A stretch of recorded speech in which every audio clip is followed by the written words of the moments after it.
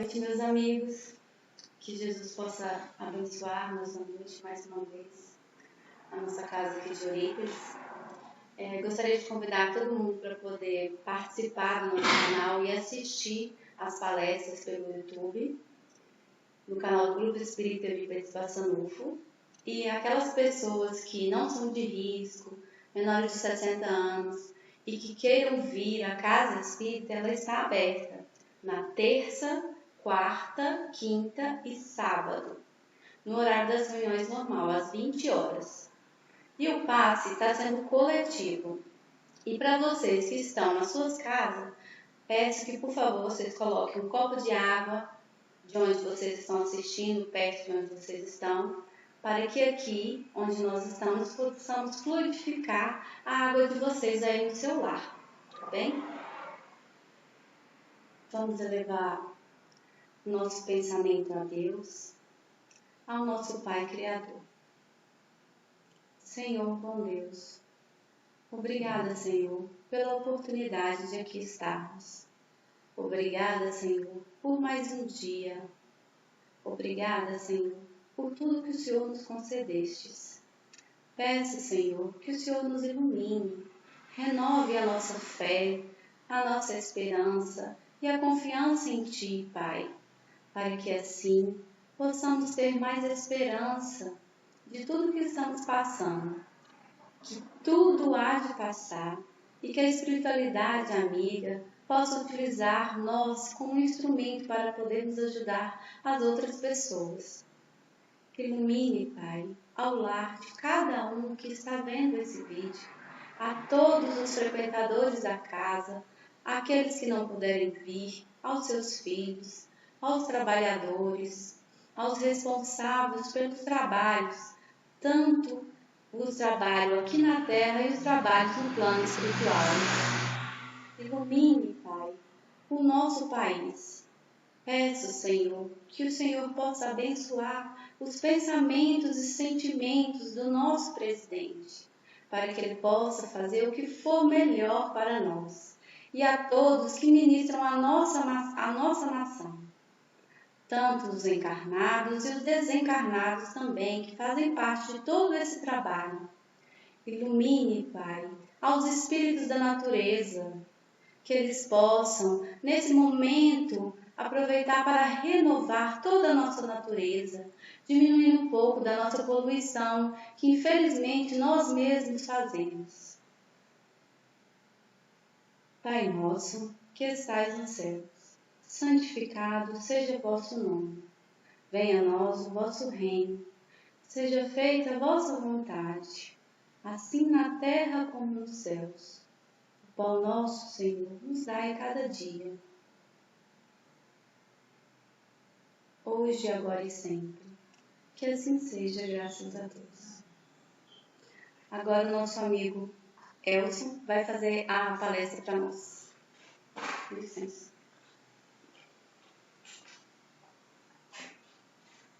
Boa noite, meus irmãos. Boa noite, minhas irmãs. É um prazer estar de volta à Casa de Eurípides, num cenário diferente, né, em relação a esse problema que nós estamos passando dessa pandemia. Vamos fazer as considerações dos nossos pedidos para que esse cenário se modifique o mais rápido possível e que também possamos tirar o proveito, o ensinamento de tudo isso que está acontecendo. Poucas vezes na história da humanidade nós tivemos a oportunidade de ver cenários como esse, dessa modificação tão significativa na vida de cada um. Não é só na vida material, como muitos aí estão preocupados, é na vida espiritual do indivíduo e de todo o planeta. Nós, espíritas, já sabemos e acompanhamos essa modificação espiritual da Terra, colocamos, como nos é ensinado, que a Terra está passando por um processo de transição, está passando por um processo de evolução, por um processo de melhoria. Então, toda essa situação, por mais desgastante que seja, triste em relação a esse cenário de tantas perdas, é um momento ímpar na história da humanidade dessa modificação. Muito bem, o tema que nós vamos abordar hoje é Jesus, modelo e guia.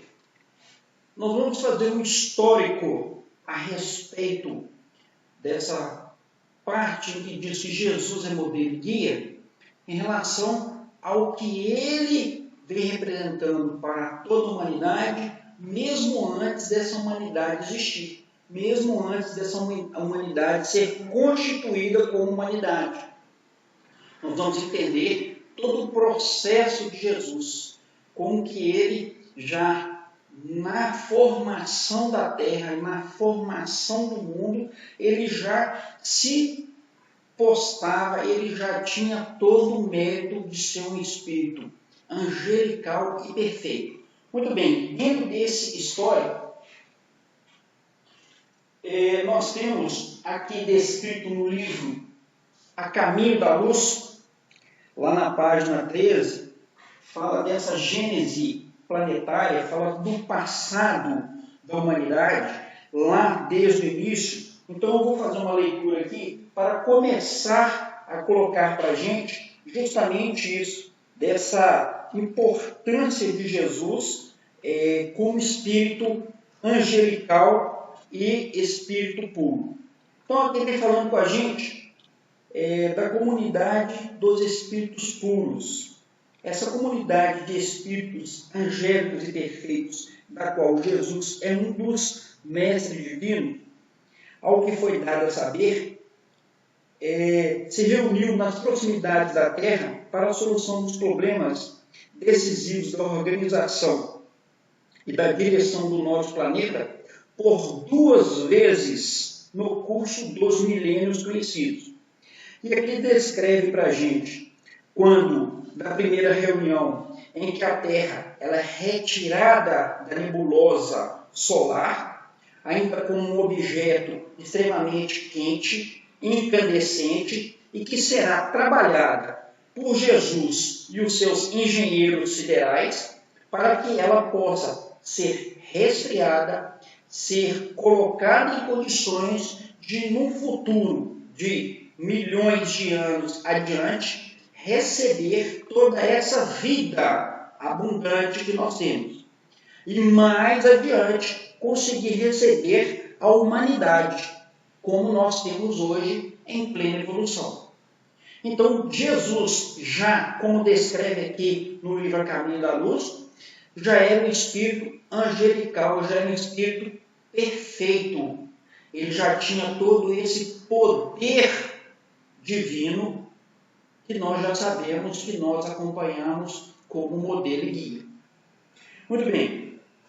Então, nessa situação da primeira, é quando ele recebe essa nebulosa. A segunda reunião, como descreve aqui, desses seres, desses espíritos angelicais e perfeitos, se dá quando é decidido pela vinda de Jesus para conviver com a gente com uma forma humana, como homem.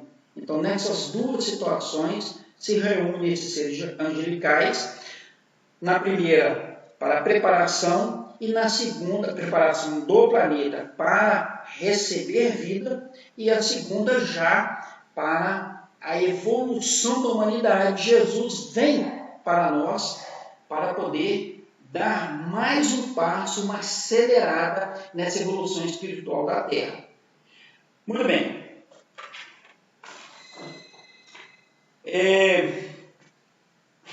Lá na página 16 desse mesmo livro, fala justamente do divino escultor, em que ele, com os seus engenheiros siderais, trabalha, manipula todas as físicas, todas as químicas, todos os elementos da natureza e forma a Terra do jeito que a gente conhece.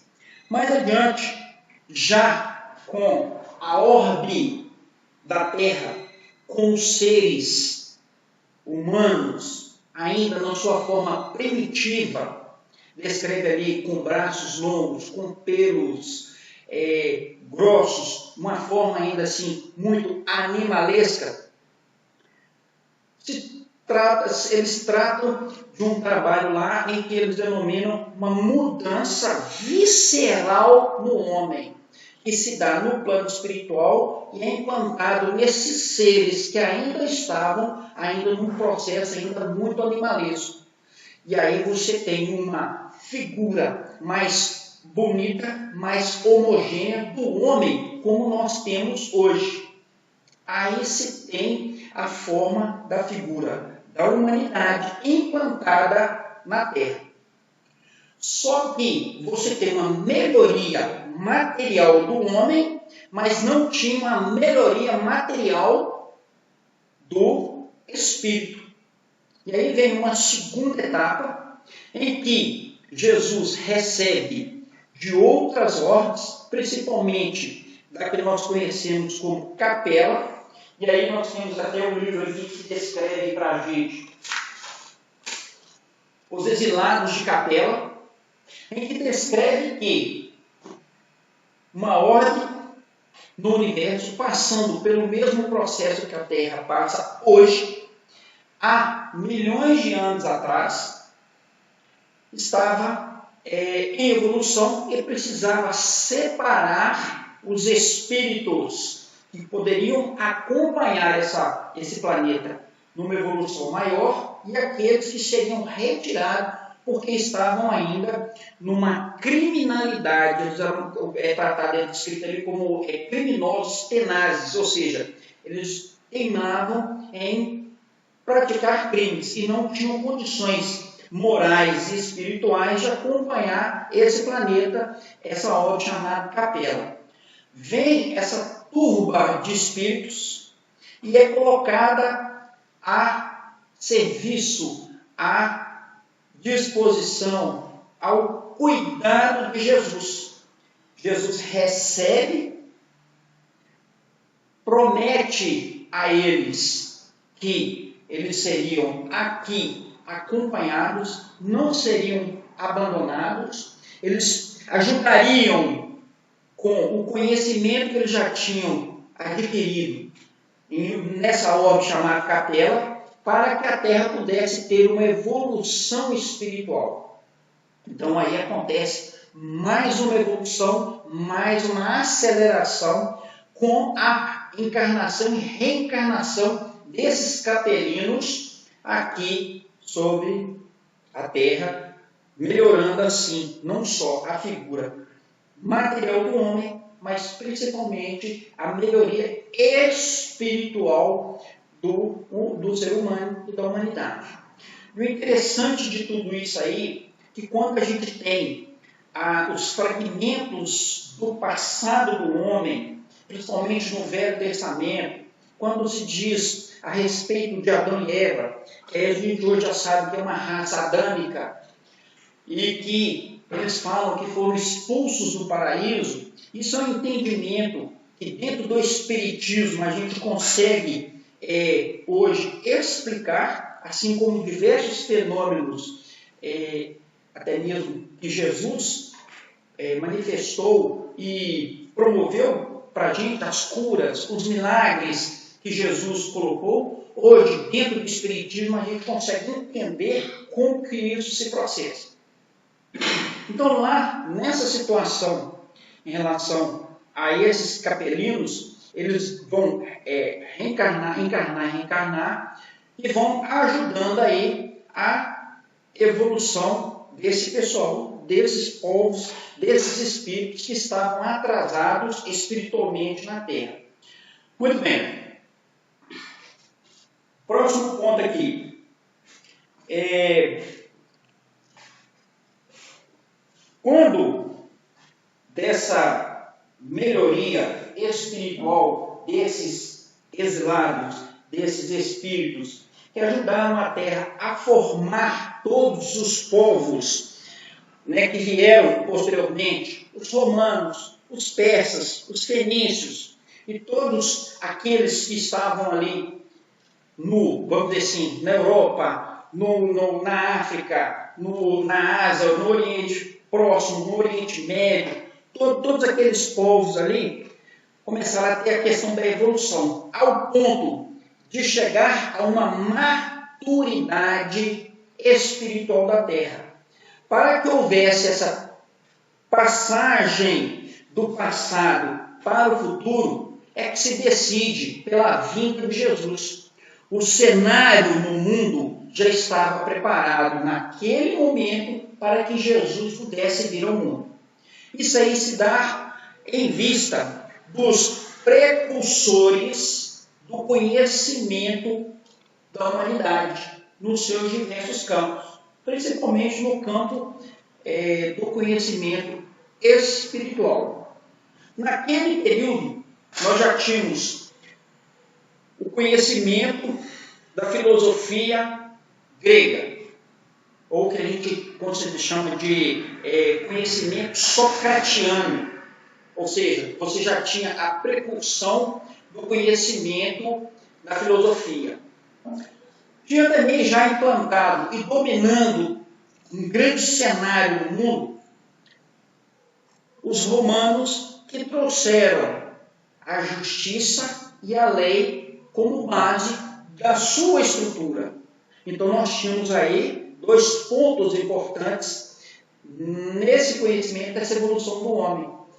O conhecimento da filosofia através dos gregos e o conhecimento da lei. Faltava um ponto nisso aí em que tem que ser colocado e completado por Jesus dentro de um povo que se mostrou desde o início da sua formação crentes com um Deus único e com uma fé inabalável nesse Deus único, que é o povo judeu, que é o povo hebreu, através de Israel. Então veio aí um cenário em que se juntava a justiça, que se juntava o conhecimento filosófico e que se juntava aí a religião nesse conhecimento. Então vem Jesus nesse seio, nesse povo, num conhecimento já com os precursores, isso aí nós vamos abordar daqui a pouco, em que é descrito que ele viria dentro do seio de Israel. Justamente porque tem em Israel essa postura de Deus único, de fé, de crer mais do que os outros, estava ali a condição de Jesus trazer para esse povo o conhecimento a mais, que nós sabemos hoje que é o amor. O que faltava a esse povo judaico, juntando com tudo isso, esse amor. Muito bem. Lá da vinda de Jesus, da programação da vinda de Jesus, e já com os precursores da vinda de Jesus, nós temos aqui, deixa eu achar aqui, do nascimento de Jesus. Com os profetas, com o conhecimento desses antecessores, já descrevendo aonde que Jesus nasceria, como o enviado, como o Messias, aquele povo, ele já estava se preparando para isso. Só que essa preparação, ela estava sendo feita de modo errôneo. Ela estava sendo feita de modo em que até hoje muitos de nós está esperando a vinda do Messias, a vinda de Jesus. E nós vamos explicar aqui o porquê. Lá, quando descreveram isso, aqueles eminentes do judaísmo, aqueles poderosos do judaísmo, eu vou citar alguns aqui, eles se manifestavam de uma maneira orgulhosa, vaidosa, esperando que Jesus viesse no seio de suas famílias, para que eles pudessem ter um poder sobre todos os outros. Então aqui descreve para a gente, o texto é o nascimento de Jesus, e a fonte é livro Doutrinação e Aplicação, psicografado pelo médico Francisco Cândido Xavier, pelo Espírito Irmão X. Esse texto é tirado desse livro. Então aqui vem descrevendo o quê? Um grande proprietário de terra chamado Zabulon, endereçava de semana em semana petitórios aos céus, suplicando fosse um mensageiro sublime localizado entre os seus, a fim de oferecer-lhes lugar digno no carro da fortuna. Ou seja, ele não queria o Messias para um trabalho de melhoria, de redenção, de evolução de todo aquele povo. Ele queria que ele viesse e, para dar a ele o poder do dinheiro, fazer dele um grande ser poderoso em matéria. Outro exemplo que nós temos, Gade, o negociante de seda, implorava a Deus, viesse orientador dos séculos, conjugar-lhe o ciclo da família, prometendo engajá-lo desde cedo entre os parentes prestigiosos, em função do templo de Jerusalém. Ou seja, ele já queria fazê-lo um grande estadista, fazê-lo um grande doutor da lei judaica. Desde cedo já introduzi-lo no conhecimento judaico, com as suas, vamos dizer assim, querelas, com as suas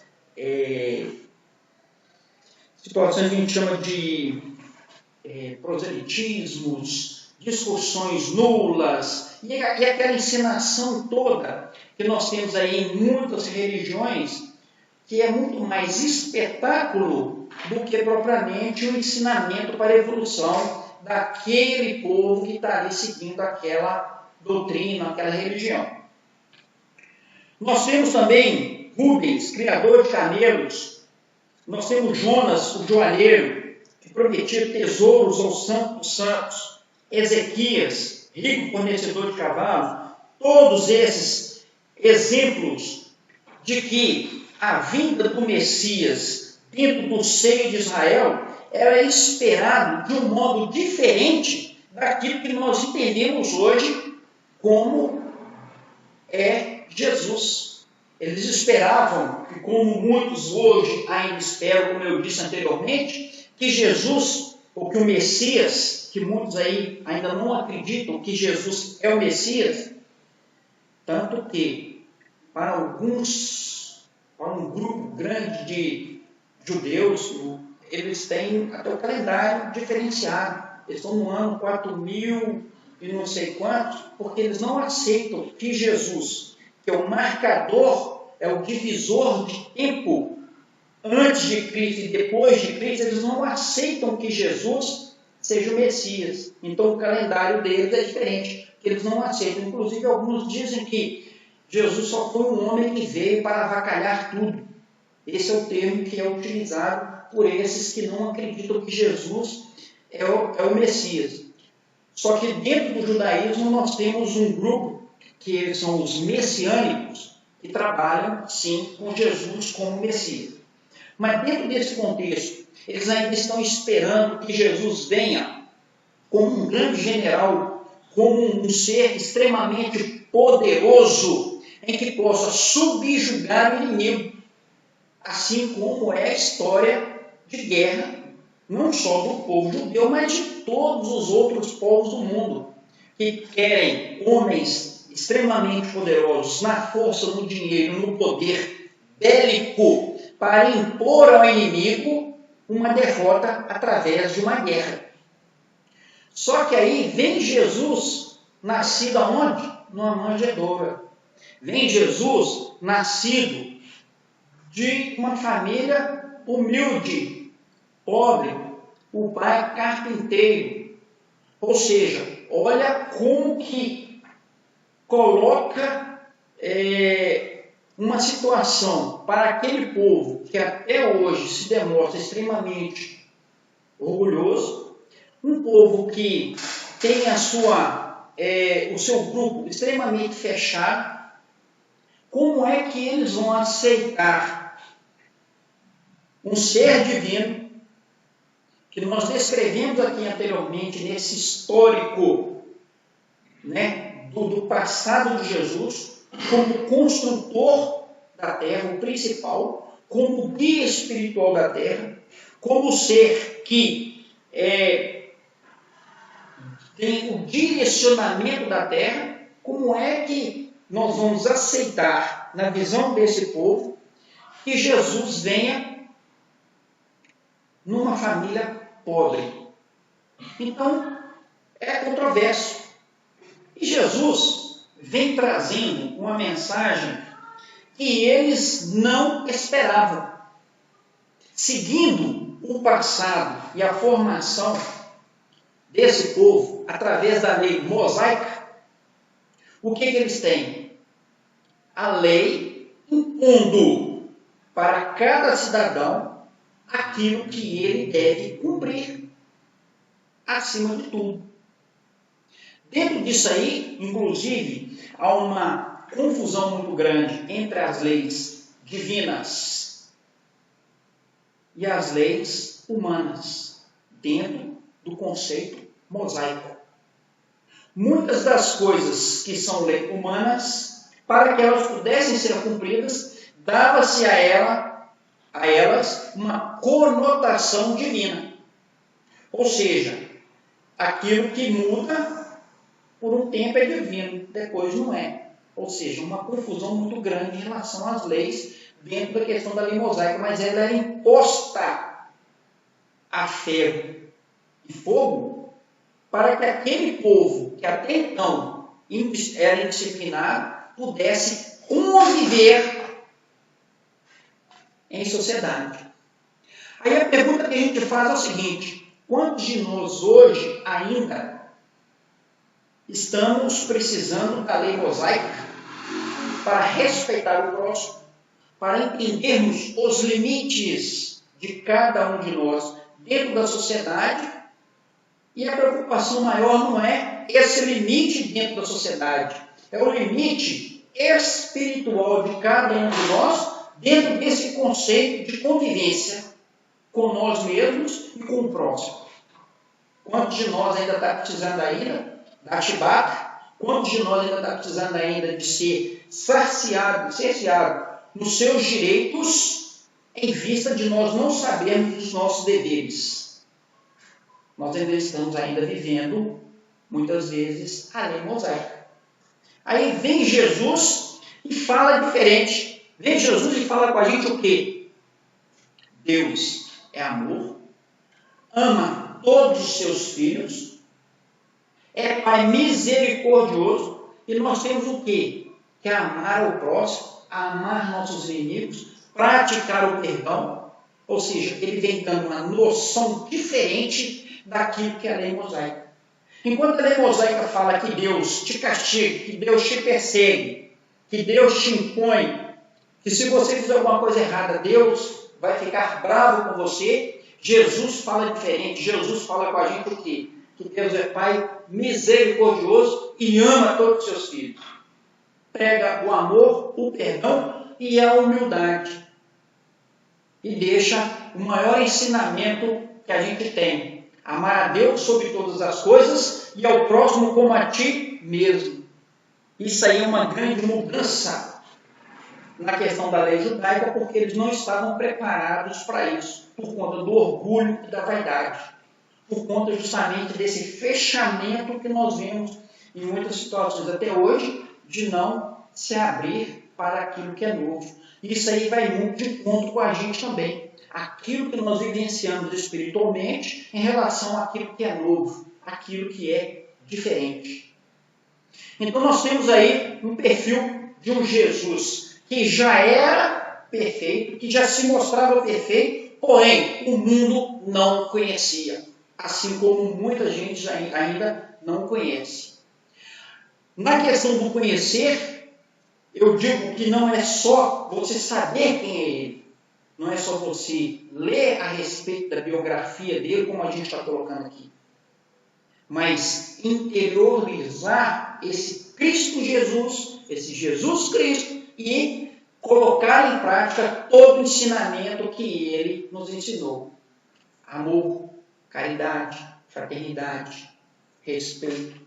E todas essas situações em que coloca você como humilde diante do próximo. E a missão dele era educar e corrigir. toda a passagem dele, todo o trabalho apostólico de Jesus foi dentro do educar e corrigir. Mas ele educava de uma forma muito inteligente. E as correções dele também não era a coisa de você humilhar o outro. Ele fazia correções dentro de um respeito por aquele que ele estava corrigindo. Então não se fala em Jesus exaltado, não se fala em Jesus revoltado, não se fala em Jesus querendo descontar no outro aquilo que ele vivenciou. Muito pelo contrário. E até tem uma passagem interessante, das mais bonitas que tem, que quando ele fala com os apóstolos, em que ele vai embora, que ele já estava no processo ali de ser preso para ser vilipendiado, para ser crucificado, ele fala com os apóstolos, começa dentro ali, no círculo apostólico, entre os apóstolos, a disputa para ver quem é que iria suceder Jesus. Ele coloca todos eles sentados e vem lavando o pé de cada um, demonstrando o quê? A humildade para com o próximo.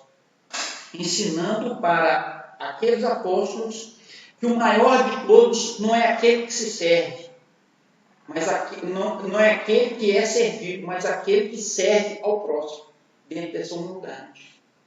Então isso aí é um grande, vamos dizer assim, conflito que tem com a lei mosaica. Por isso que ele foi perseguido, por isso que ele foi crucificado, por isso que ele passou pelo que passou, justamente por aquele povo do qual ele veio para poder fazer evoluir. Muito bem.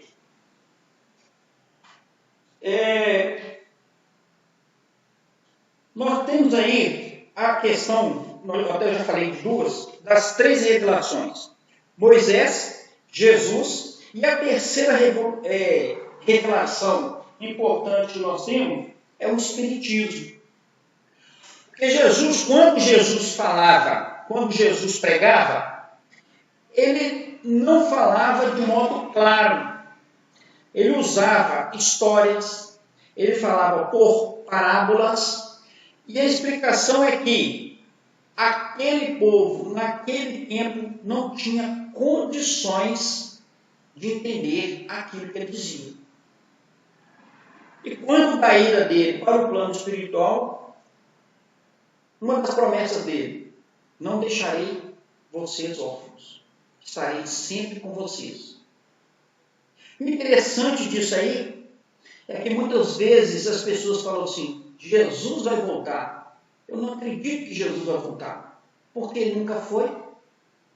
Se ele promete para nós que estará conosco o tempo todo, é sinal de que ele não foi.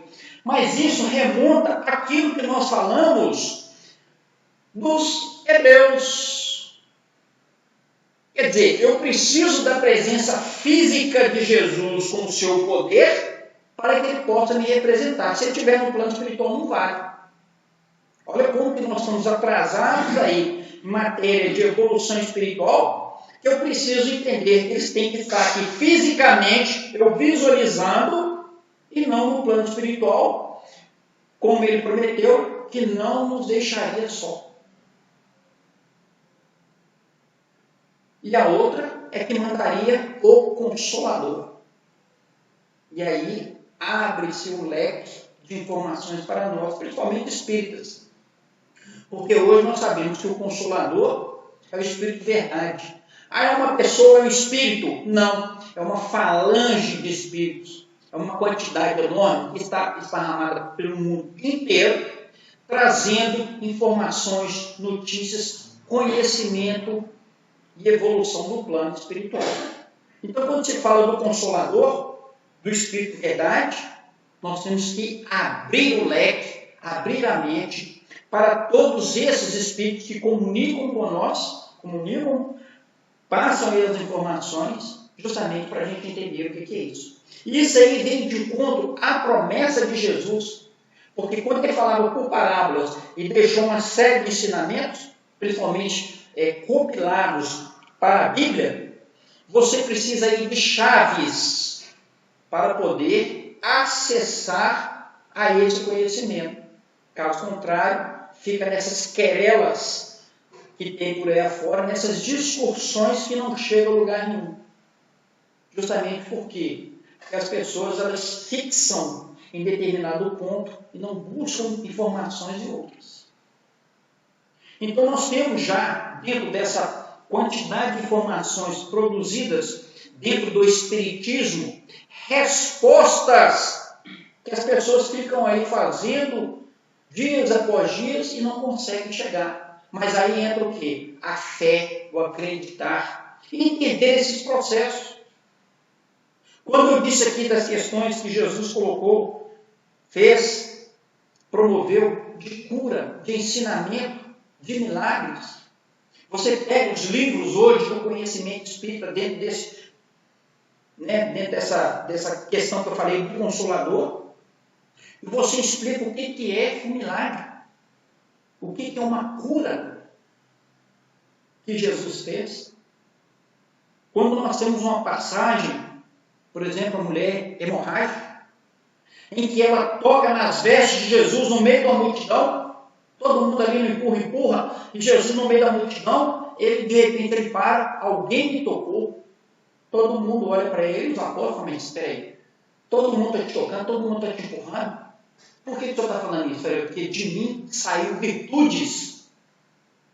Hoje, a gente consegue explicar isso com uma clareza muito grande, em que, quando acontece o toque dessa mulher, essa virtude que sai de Jesus é toda uma energia magnetizada que vai de encontro a ela e cura o corpo doente dela.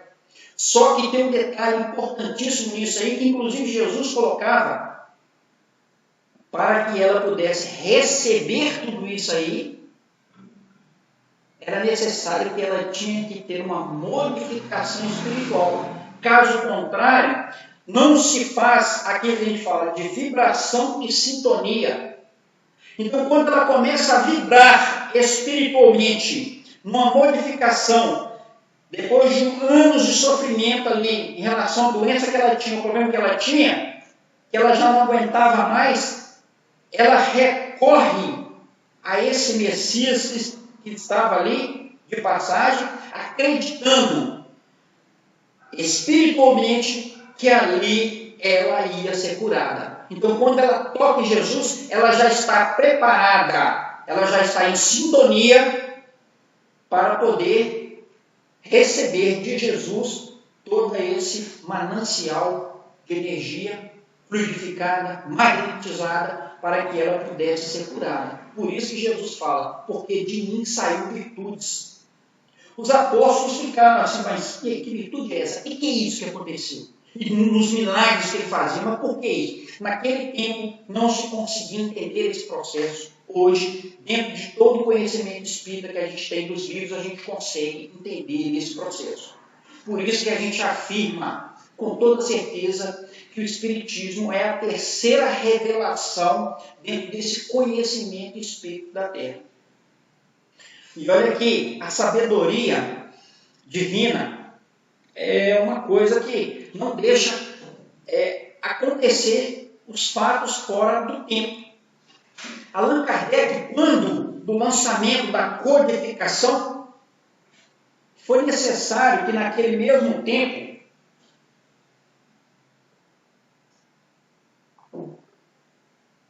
tivéssemos um grande cientista, biólogo e outros estudos mais, chamado Charles Darwin, em que ele sai pelo mundo fazendo estudos, escreve um livro, Evolução da Espécie, Teoria da Evolução das Espécies. E quando ele lança esse livro no meio científico, e ele com todo o seu conhecimento e com toda a sua respeitabilidade no meio científico, ele dá ao Espiritismo, através de Allan Kardec, a condição de soltar os livros espíritas, principalmente esse aqui, o Livro dos Espíritos, Porque aqui dentro tem uma gama de informações a respeito justamente dessa evolução que nós tivemos, assim como foi descrito, e está descrito aqui, ó, a caminho da luz, como eu disse lá no início, lá no passado, lá na Gênesis, em que tudo é trabalhado para que haja vida sobre a terra. Isso aí não se deu sobre passe de mágica, se deu sobre um trabalho intenso dos amigos espirituais guiados por Jesus. E esse trabalho da evolução dessa humanidade, ela não se dá em saltos abruptos, ela vem de forma organizada e dentro de um período de milhões de anos. Então, para que Allan Kardec pudesse soltar a codificação, dar conhecimento ao mundo do Espiritismo, foi necessário que a espiritualidade preparasse esse cientista, esse biólogo, para que ele pudesse fazer esse livro e a codificação ser lançada. Olha como que funciona uma coisa com a outra. Porque se ele lança a codificação, sem esse embasamento, sem esse apoio da ciência, ele seria colocado no ridículo. Como é que ele ia explicar aquilo que está sendo escrito dentro do Espiritismo, se não fosse esse embasamento da ciência? Muito bem. Outro ponto interessante para a gente, dentro disso aí, é a parte mais importante de nós entendermos a questão de Jesus, modelo e guia. Por que é a parte mais importante? Porque você lê o perfil de Jesus, bacana. Você entra na internet, você pega um livro e lê. Assim como nós temos dos grandes precursores de Jesus, Sócrates, Confúcio e outros mais. Se você pegar, depois de Jesus, aqueles que vieram com grandes conhecimentos, fica muito fácil. Nós vamos ler e vamos entender. Jesus, o cara, chegou, fez, aconteceu, e aí? Agora, a parte mais importante do estudo que nós estamos colocando hoje é nós entendermos por que ele foi colocado como modelo. E isso nós já respondemos. Eu só vou retomar isso aí. Quando nós falamos aqui que ele, através desse livro, A Caminho da Luz, é o nosso guia espiritual, é o responsável por tudo aquilo que acontece na Terra desde que ela era uma bola de fogo, e que lá, naquele período, ele já era um ser angelical e perfeito. Então ali nós já temos o perfil do modelo. E agora, por que a gente fala que ele é o guia? Aí vem a questão que eu passo para nós. Responsabilidade nossa enquanto espíritos. Muito bem. Quem é que precisa de um guia? Aquele que não sabe o caminho a percorrer. Quem é que precisa de ajuda para deslocamento? Aquele que não sabe se deslocar sozinho.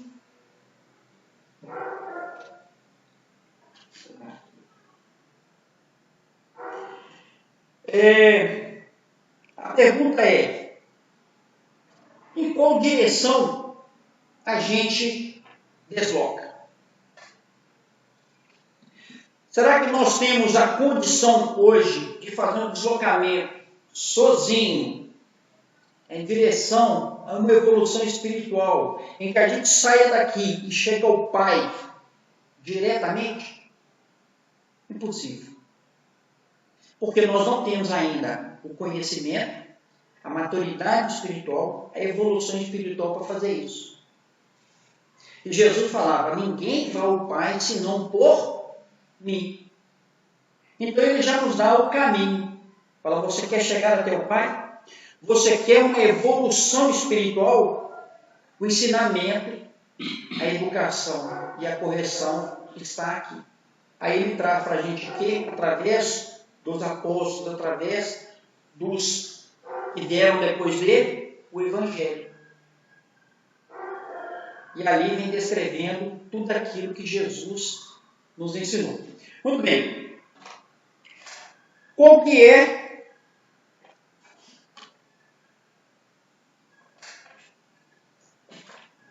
esse guia, sendo ele? Por que a gente denomina ele como esse guia? Porque Jesus tem a experiência necessária para isso. Quando você fala que ele é modelo perfeito, angelical,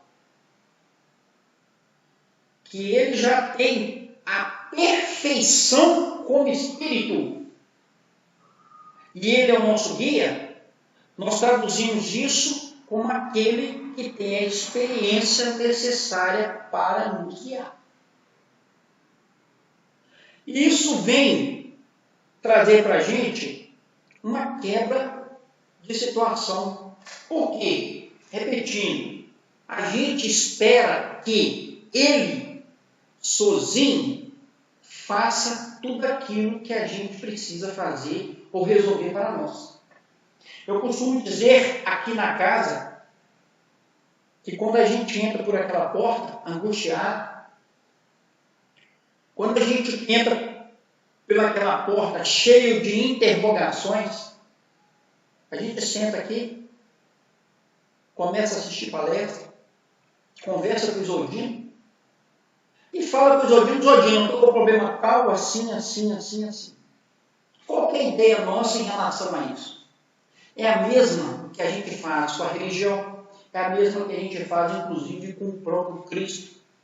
A gente quer pegar um cheque em branco e passar para eles, passar para Jesus, passar para os amigos espirituais, passar para o Zodinho, que fica aqui, o coordenador da casa. Fala aqui, ó, resolve para mim. Sentar, cruzar os braços e esperar. E muitas vezes isso é dito por aí afora. Entrega tudo para Jesus, que Jesus vai resolver todos os problemas. Ele já resolveu os problemas dele. Ele não é perfeito? Não é à toa. Ele já chegou lá a nível angelical, é porque já percorreu todo o caminho que tinha que ser percorrido. É porque ele já tem a condição de nos dar esse caminho, ser o guia para todos nós. Mas assim como eu disse daquela mulher que tocou nas vestes de Jesus e que recebeu a bondade divina, a virtude divina, nós temos que sair do mesmo, nós temos que sair da mesmice, nós temos que sair do lugar comum e buscar esse Cristo como guia e modelo. Nós temos que buscar esse caminho.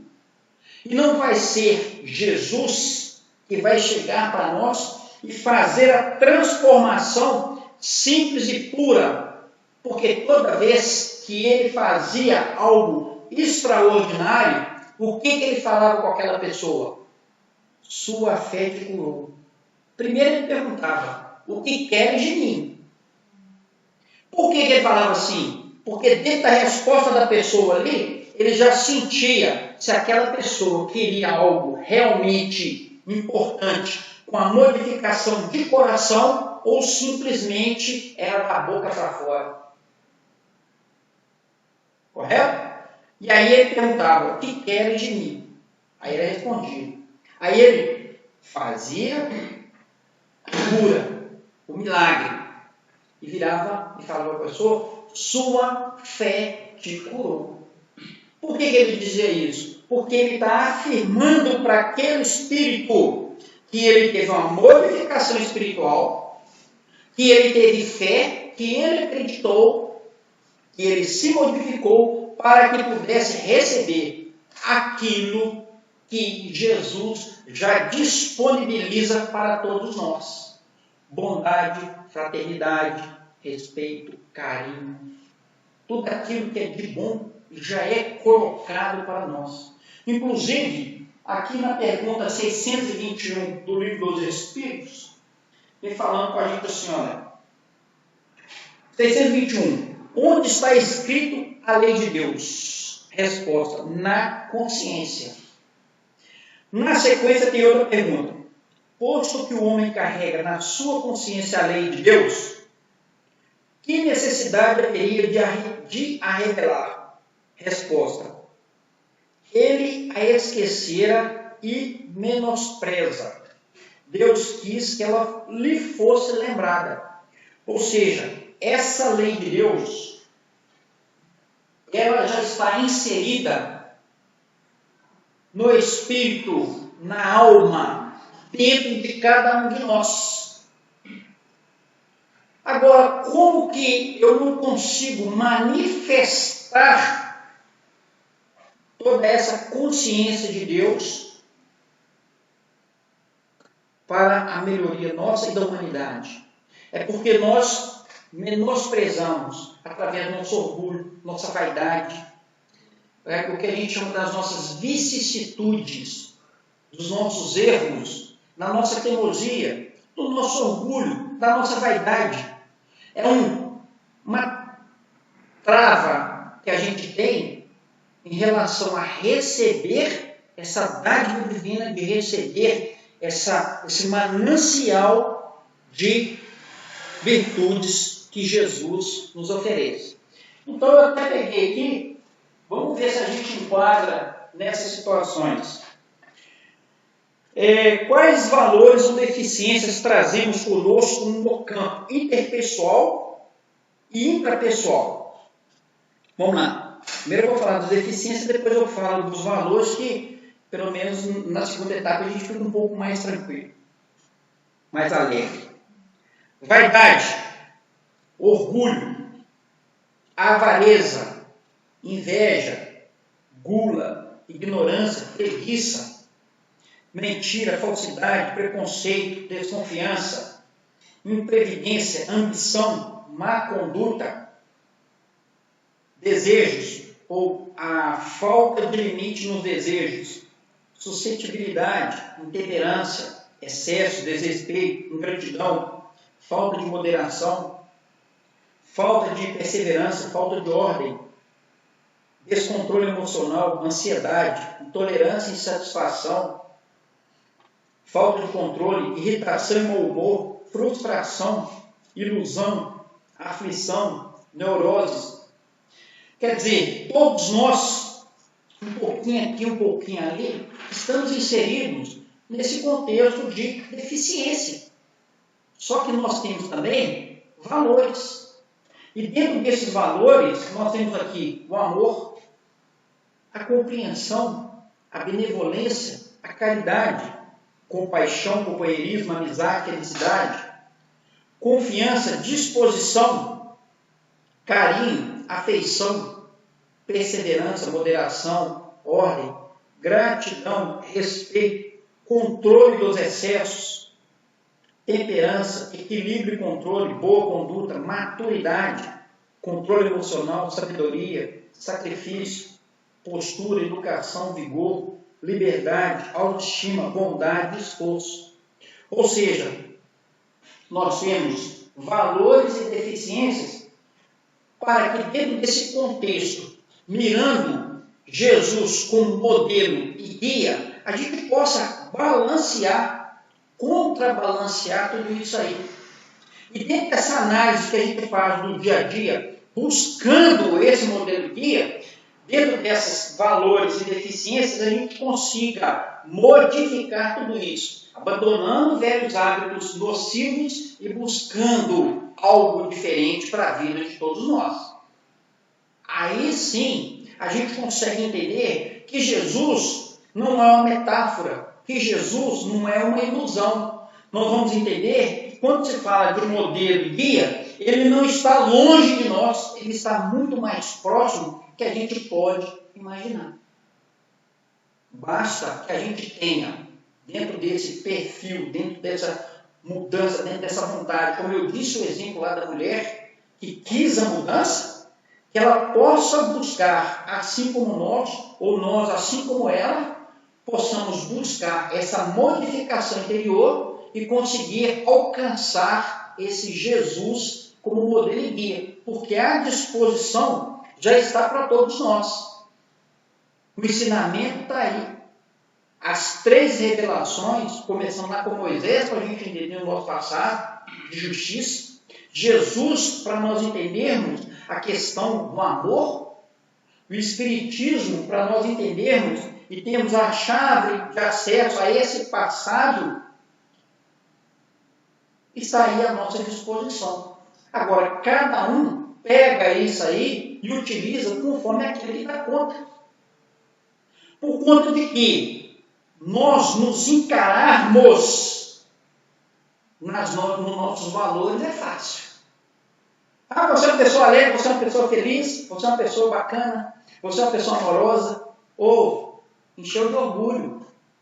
Mas quando você fala para a pessoa, você é vaidosa, você é orgulhoso, você é guloso, é avarento, a pessoa logo já cria uma barreira.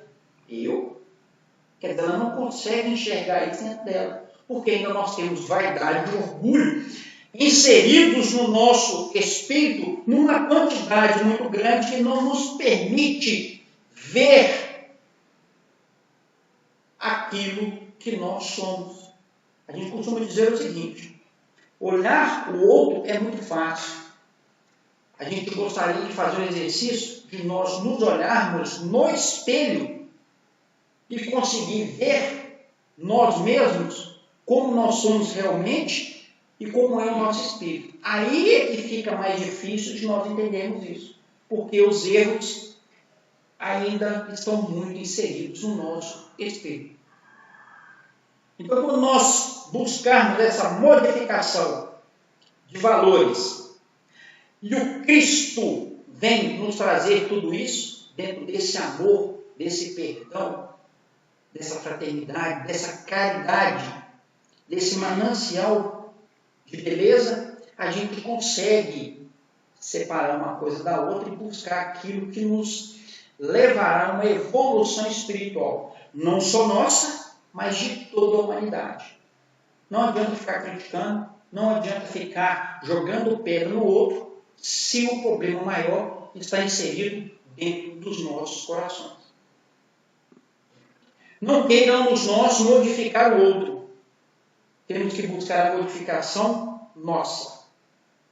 E dentro desse fechamento, nosso tempo já está indo, já está terminando, nós agradecemos a oportunidade de estarmos aqui novamente, como eu fiz no início lá.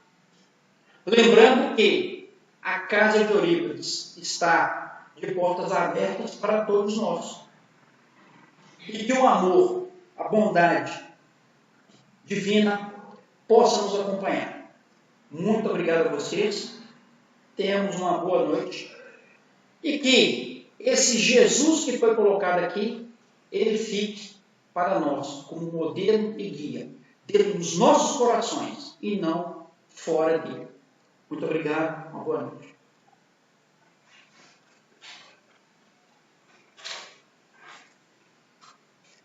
Bem, a gente agradece ao nosso amigo. É sempre muito emocionante ouvir falar de Jesus. A gente sempre se emociona quando a gente escuta um pouquinho dele, né? Da vida dele, a respeito de tudo. E nesse momento, eu peço para que todos vocês que estão em casa, fechem seus olhos e imagine Jesus ao seu lado nesse momento. Nesse momento será fluidificado a água do passe, que será feito aí na sua casa. Os amigos espirituais continuam trabalhando no plano espiritual. Esse trabalho não para.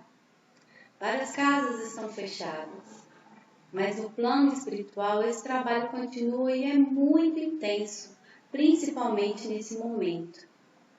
Pedimos para que todos dediquem 5 minutos do tempo do seu dia para que possa fazer uma oração em prol a esses espíritos que estão no plano espiritual fazendo esse trabalho.